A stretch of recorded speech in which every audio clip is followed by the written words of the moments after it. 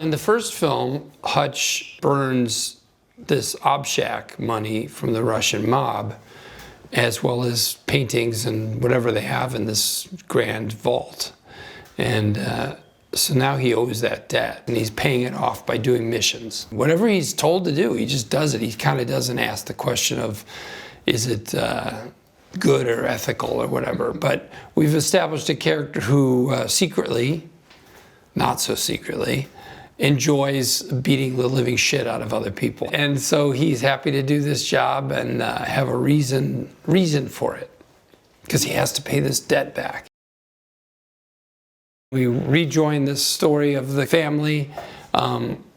Hutch is doing these jobs, and like many dads, you know, he's not around much because he's working.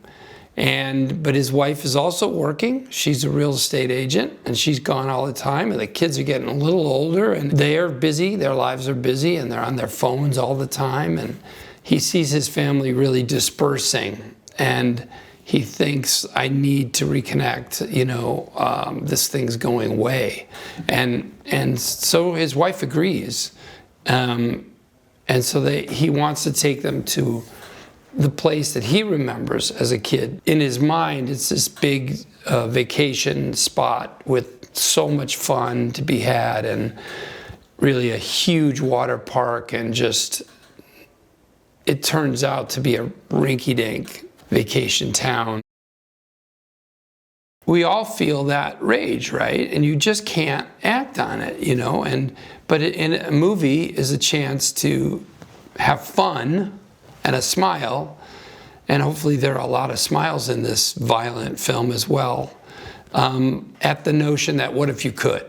You know, what if life was more of a fantasy and you could act on things and let it flow. I was a comedy writer for 25 years. That was really just how I made my living. And then I started getting these dramatic roles in Breaking Bad and Better Call Saul, and then a lot of film roles as well.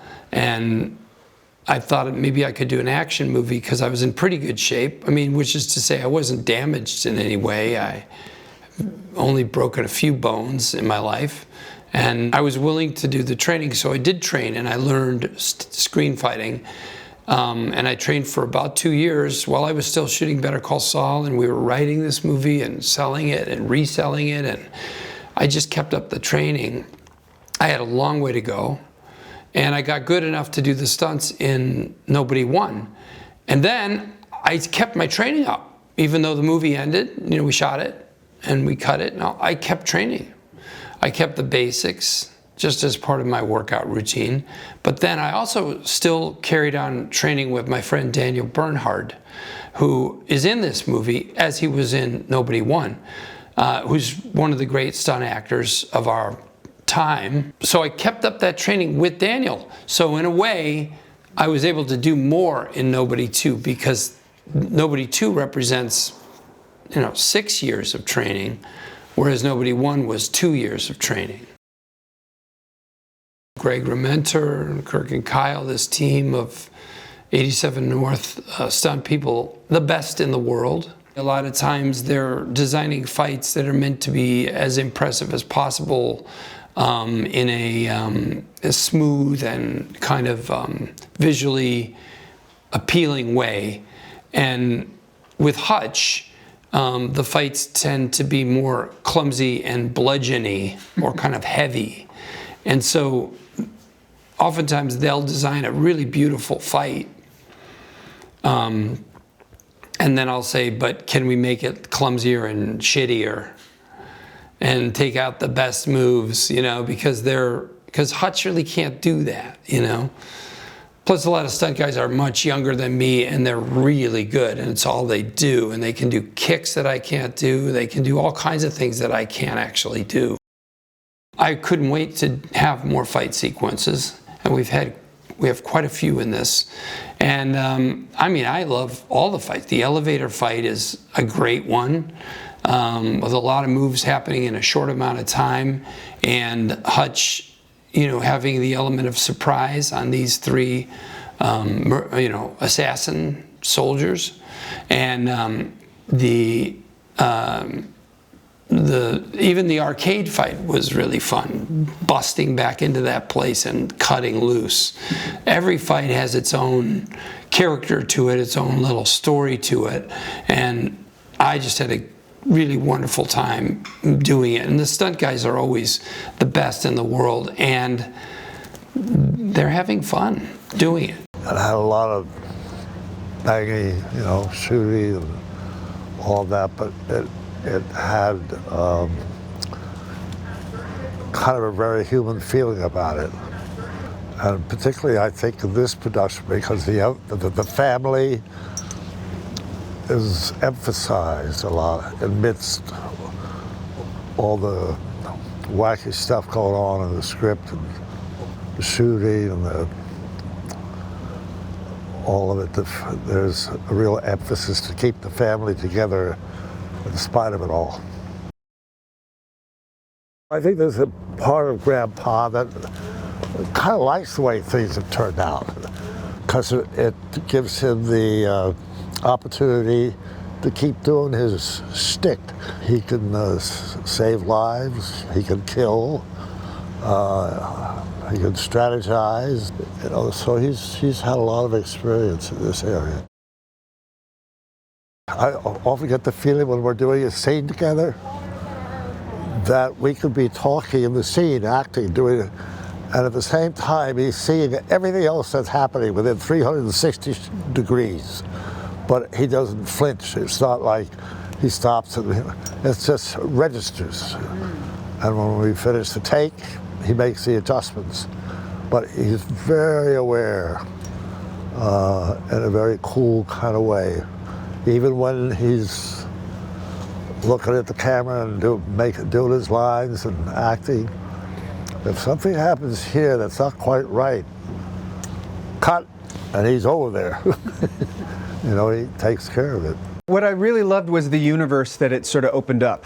I think so many of these films nowadays, they really need to establish the rules, the sandbox, if you will, that they're going to be, all the characters are going to be playing in. And I think the first film did such a great job of sort of establishing, the parameters of what could happen in that film, and those parameters just kept getting, amped up and up, and to be able to see all of that, knowing what we were going to be doing on the second one, really, made me incredibly excited to come and, be the bad guy for a little while.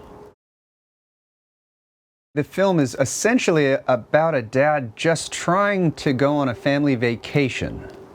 But it just so happens that the dad is constantly dealing with the most dangerous people on the face of the earth. Sheriff Abel is one of a handful of quote-unquote bad guys in the film, but Abel is really kind of the bad sheriff in town. He's the one that very clearly has his fingers on the pulse and is doing the work of a couple of higher-ups, but deep down is very, very eager to sort of climb the ranks and assume the role of top boss. He's the guy that doesn't trust Hutch. He's the guy that right away doesn't like the look of him, doesn't like the cut of his jib. And so Abel is kind of focused, laser focused on Hutch, because he just has a feeling that there's something about this guy that isn't quite right. And it turns out, it's a pretty good hunch. It was such a lovely experience to play in the first one, Nobody Won, because it was such a rare kind of story where it uses a lot of the things that are maybe sort of formulas for a certain kind of genre film, of action films, but it mixes it with profoundly real human experiences, real situations in families and in couples that people can totally relate to. And I really feel that that is exactly the same that we're doing in this second iteration of this story. We continue to build on the experiences of what it is like to be a family and I think we all invest a lot of real feelings in those stories. It's kind of unique because if you take away all of the action movies, you still have an excellent story with really beautiful situations about human relations. Hutch Mansell is your kind of typical guy who's doing a job, sort of a 9-to-5 job that he doesn't love, but he's just sort of like tagging along for the sake of what is expected of him. And at the same time, he has so much pent-up rage inside for all of the micro and macro aggressions that humans sort of exert on each other day to day.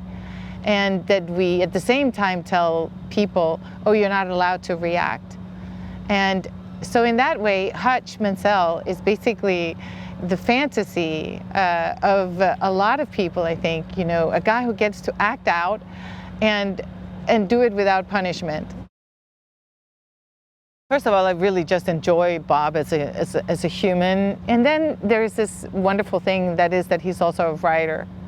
So he's a writer, he's a comedian, he is an actor, and he just has a very unique style as well that I really so appreciate. There's like a certain type of energy, and the writer in him is so interesting as well because you just see him being both really a great writer, and at the same time he's also super collaborative. He's super collaborative and super open and wants everyone to shine. I love it when people are pouring heart and soul into things, and I see that with Bob. You know, he gets up every day and he works out like a madman to do these scenes and do them credibly, and then he does it really well.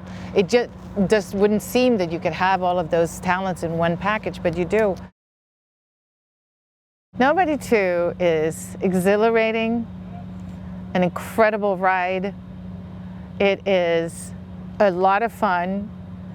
It is also heartfelt, warm, heartwarming, and it also has a lot of truth in it, even in the middle of it being a fantasy. When I first read this script for the sequel, I loved it. And I loved the underlying premise. It's like passing father to son. Do you pass the traumas of the past?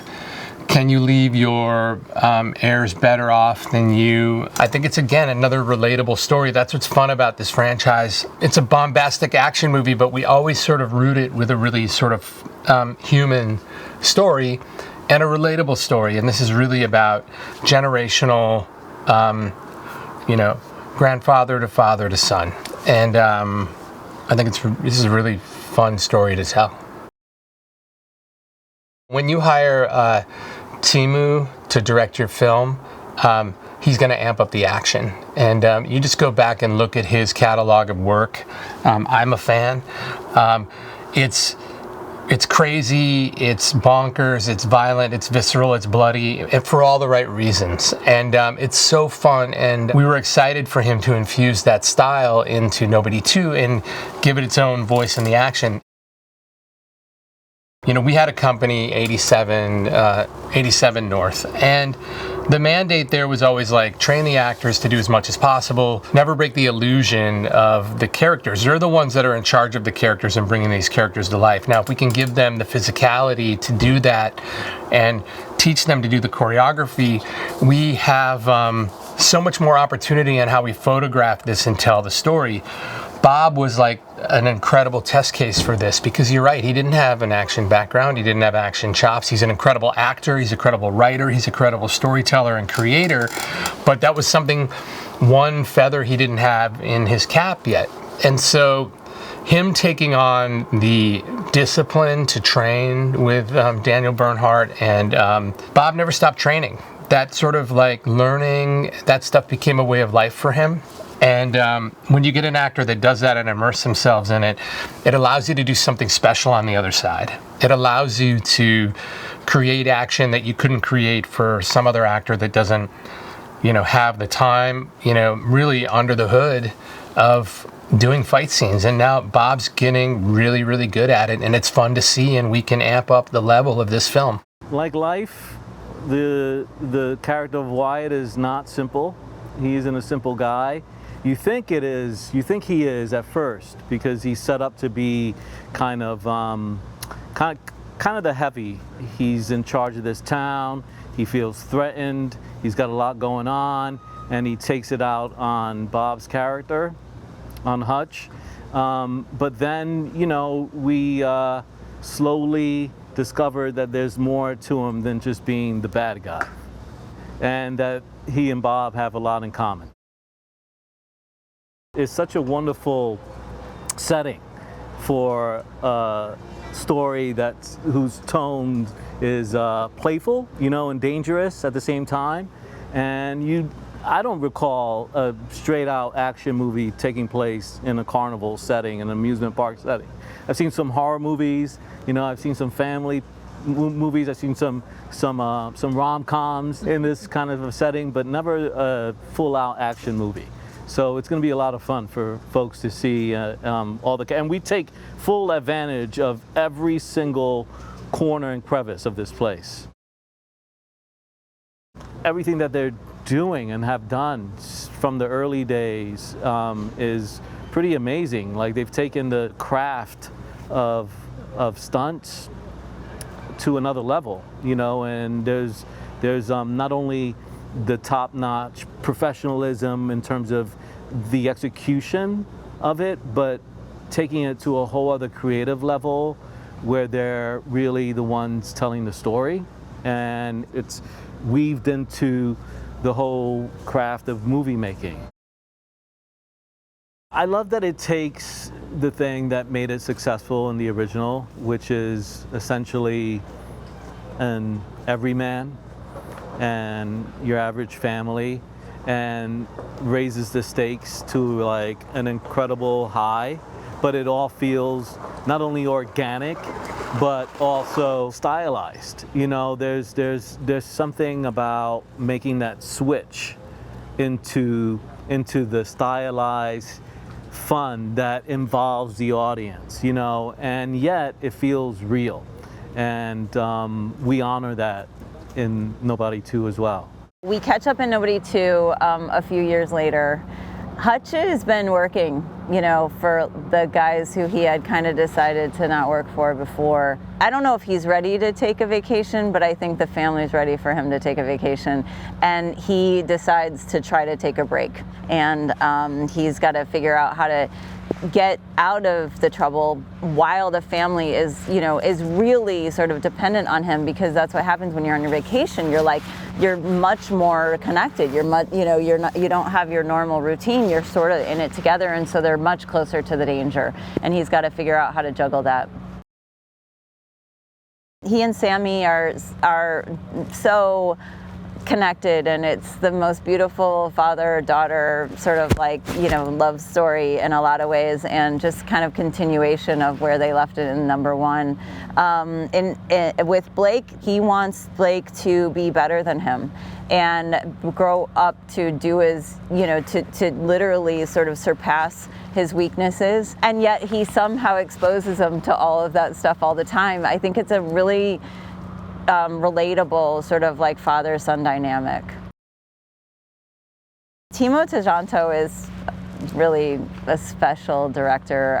We are having the privilege of bringing him from Indonesia to his first studio film, and it's been an absolute joy. He is such a tremendous collaborator. He is a gory dude. Like, he really likes his blood, which is great for number two. He is a fan of number one. He came into the process respecting what Bob needed out of the character and what had happened to all of the characters in one and where they needed to go in two. But he's been able to give it his own special sauce as well. The question is, can you maintain a work-home life balance?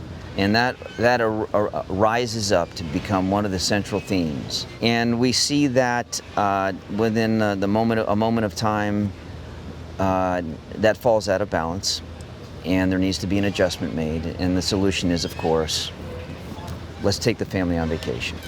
Seems like a great idea. One every father has conjured. We all as fathers or mothers or parents always have this dream of how perfect the family vacation is going to be. And we all go on that vacation, and it always fails to live up to our fantasy.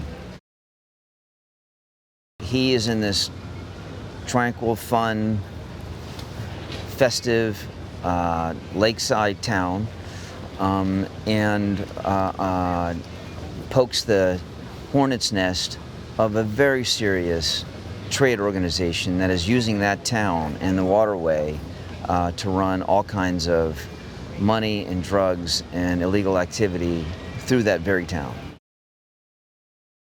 In Nobody 2, our big bad is a woman, and she is a badass. And so we wanted someone who represents sort of a mythical big bad. And we had to go with a very big name to embody that. And so it wasn't that large of a list, you know, that could embody that, the character and the substance and the gravitas to imbue the big role that had been written in the role of Lendina. We went out to her off this idea, and the immediate response back was, absolutely yes, let's engage in a conversation. It's incredible watching someone who has lived the life that she lived and had the experiences and the success that she has and has had to play a specific role in a film and fill it with every bit of mastery. Every bit of everything, bit of her life experience is wedged into what she's doing for us. It's really incredible to watch her work. You know, the character I play, Harry Mansell, I think, you know, he's unique in the sense of he grew up in a very unorthodox family, surrounded by the love of his family, though, and I think he has a mutual love back to that family. And he will put everything to the side and everything on the line for his family. You know, the character seems to be well versed in multiple things, very different skill sets. You know, he seems like a well-traveled man, and I think in my imagination of Harry Mansell and the whole Mansell family is that David brought the boys into the business in their teenage years, maybe around the same age as we find Brady Mansell in this film. And at that age, you know, maybe the boys had to pick up a gun or pick up a weapon and defend their life or take a life. I don't think they had a lot of fun in their lives. In fact, they say in this draft that the funnest day of Harry's life and Hutch's life was the 1 week that they spent in Plummersville. And for me, Harry, he's fun, he's cool, but he will bust your ass. You think about how Harry fights, he fights on whatever vibe he's feeling.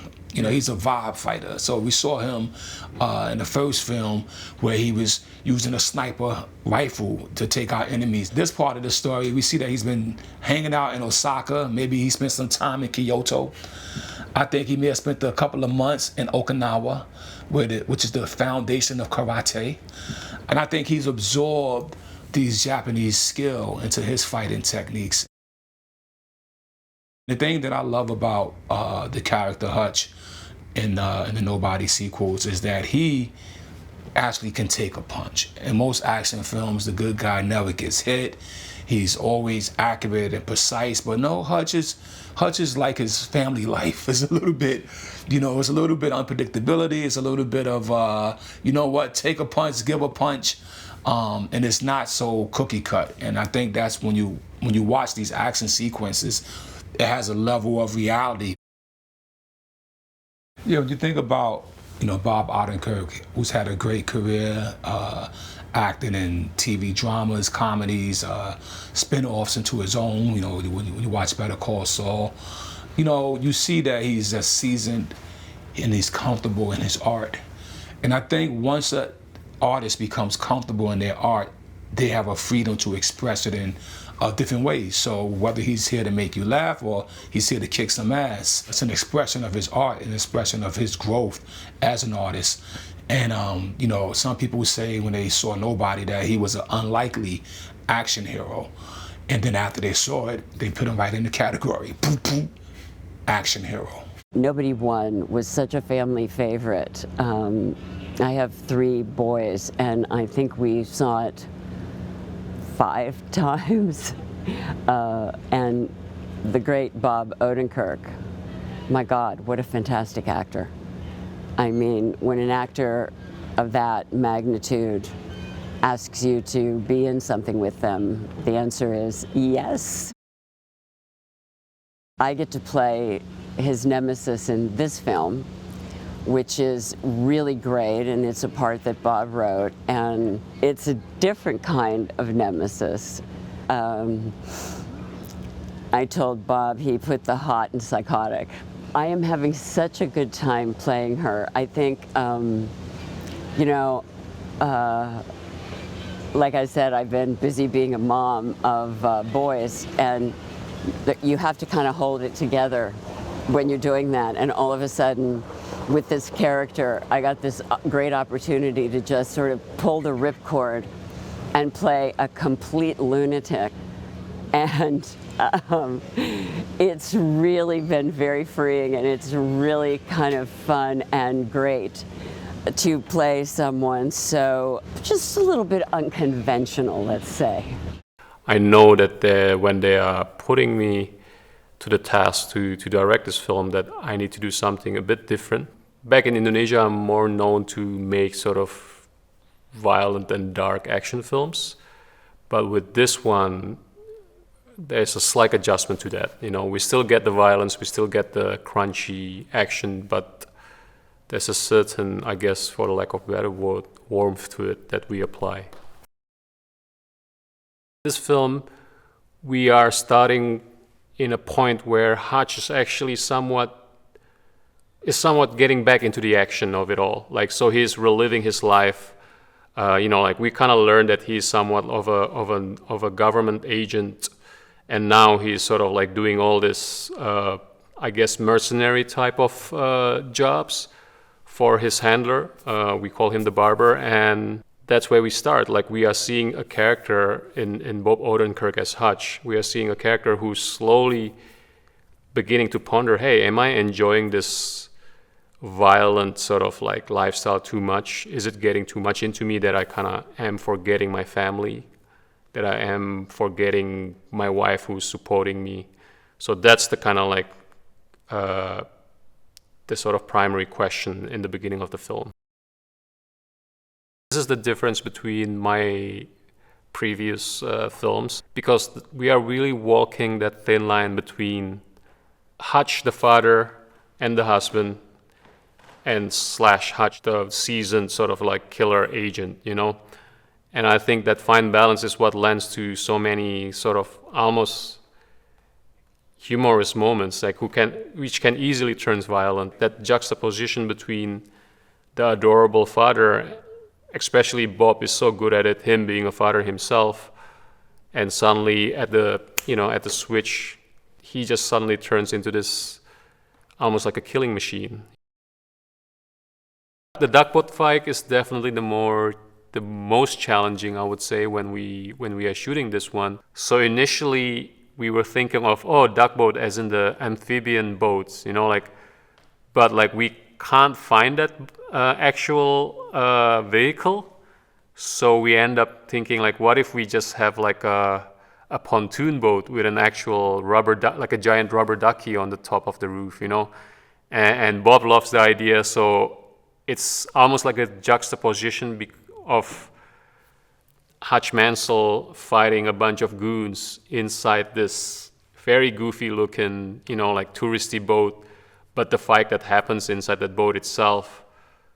What if our approach here is more like, almost kind of like a Jackie Chan film, you know, like there's a certain slapstick quality and a little bit of clumsiness within the choreography, and everybody loves it. They design it, like we execute that within like 2.5 days of just shooting literally in the waters of Winnipeg, in the river of Winnipeg. And yeah, like it's the first time I'm actually shooting something inside the boat, fighting without green screen, so it's all like in real location, and it's fun and dirty, and you'll see something very interesting happen to Hutch later on in that fight. What Bob can do kind of like, you know, surpass my expectations, just because he has such a really crazy work ethics, and when he trains, he literally doesn't mess around. He has such a crazy madman discipline when it comes to keeping his body in shape. You know, like Bob, I think at the time when we were shooting Nobody 2, he was 61, 60, maybe somewhere there. And he realized that, and he just pushes himself to the point where here I am playing somebody with the physique of a man in his late 30s, you know, even, you know. I remember just sitting next to him and I'm be chowing down all this sugary set food while he's eating steamed broccoli and carrots. I don't think there is a single time between like us like setting the camera where he's not either doing push-ups or like doing some sort of like weightlifting. So, you know, I said like, Bob, are you sure you don't want like a scene of you in your swimsuit? And it's like, nah. But like actually if he does, like people will see, whoa, Bob Odenkirk got six-pack, you know, like, and he doesn't even want to show it. So it's cool that he approached the character so much mentally, but also physically.